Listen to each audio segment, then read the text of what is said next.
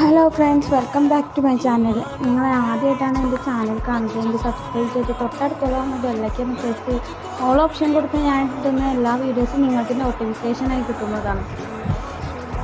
അപ്പോൾ ഞങ്ങൾ മൂത്ത ഇത്താത്താനെ കാണാനാണ് ഞാൻ രണ്ട് ഇത്താത്ത ഓളോ കുട്ടി പോയത് കേട്ടോ. അങ്ങനെ മൂത്ത ഇത്താത്താനെ കണ്ടപ്പോൾ ഇറങ്ങി ഞങ്ങൾ എന്ത് ചെയ്ത് ചാവക്കാട് ബീച്ചിൽ പോയി.